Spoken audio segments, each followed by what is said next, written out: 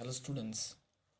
তো আজকে মনটা খুবই খারাপ, কারণ আমরা দেখে আসছি যে দীর্ঘদিন ওবিসি কেস নিয়ে একটা বড় একটা সমস্যা বর্তমান পশ্চিমবঙ্গ রাজ্যে চলছে, একদম হট টপিক।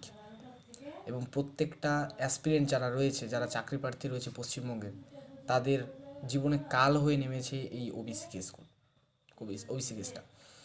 তো যেটা আমরা দেখছি অনেক দিন ধরেই, আমাদের হাইকোর্ট ঘোষণা করে দিল যে প্রত্যেকটা ওবিসি বাতিল।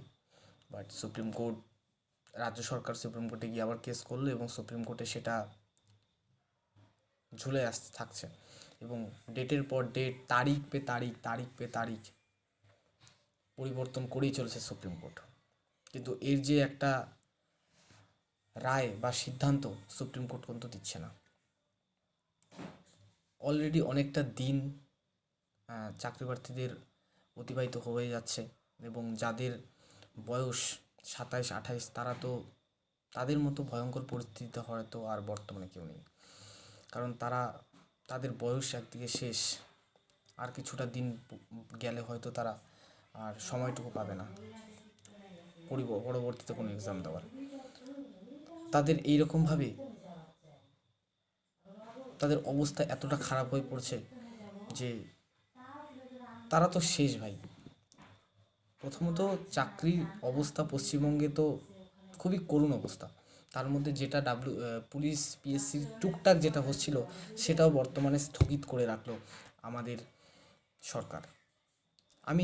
আমি বলছি স্থগিত করে রাখলো সরকার, কারণ যেখানে হাইকোর্ট একটা সিদ্ধান্ত দিয়ে দিয়েছে যে যারা ফেক ওবিসি তারা বাতিল, তারা কোনো রকম রিজার্ভেশন পাবে না। কেন তাহলে আমি সেটার বিরুদ্ধে আবার সুপ্রিম কোর্টে সেটা আমি কেস করব? নিশ্চয়ই এখানে কোনো না কোনো ঘাফলা তো আছেই। আজকে কতটা দিন হয়ে গেল আমাদের ফর্ম ফিল আপ হয়েছে, প্রায় 1 বছর 13 মাসের কাছাকাছি হতে চললো, কিন্তু আমাদের আজকে কোনো এক্সামের কোনো খবর নেই।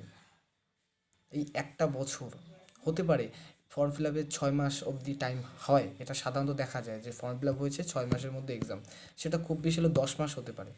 কিন্তু 1 বছর কেটে গেল, এখনও কোনো ওবিসি কেসেরই কোনো খবর হচ্ছে না। পরীক্ষা তো আরও পরের ব্যাপার। তাহলে কীরকম সময়কে অপচয় করা হচ্ছে। এমনি অ্যাসপিরেন্ট যারা রয়েছে, তারা গভর্নমেন্ট যারা এক্সাম যারা দেয়, তারা জানো যে চাকরিদের প্রার্থীদের বয়স কীরকম জলের মতো তেলের মতো বের হয়ে যায়, টেরও পাওয়া যায় না। কীরকমভাবে প্রিপারেশন নিতে নিতে কীভাবে 10টা 15টা বছর কীভাবে জীবন থেকে হাওয়া হয়ে যায়, টের পাওয়া মুশকিল।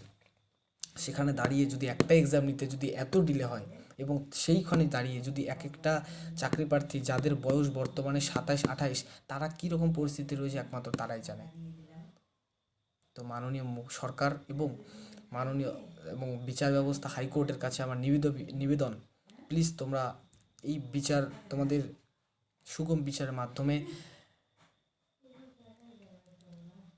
এর সঠিক বিচার যত তাড়াতাড়ি সম্ভব তত তাড়াতাড়ি করার চেষ্টা করো, যাতে পশ্চিমবঙ্গের যে সমস্ত চাকরি প্রার্থী রয়েছে তারা কিছুটা অংশ হলেও তারা বেঁচে যায়। আর না হলে পুরো পশ্চিমবঙ্গের বেকার যুবক আজকে পঙ্গু হতে বাধ্য হবে। আজকে পঙ্গু হতে বাধ্য না, তাদের পঙ্গু করা হতে বাধ্য হবে। তাদেরকে পঙ্গু করানো হবে। ধন্যবাদ সকলকে।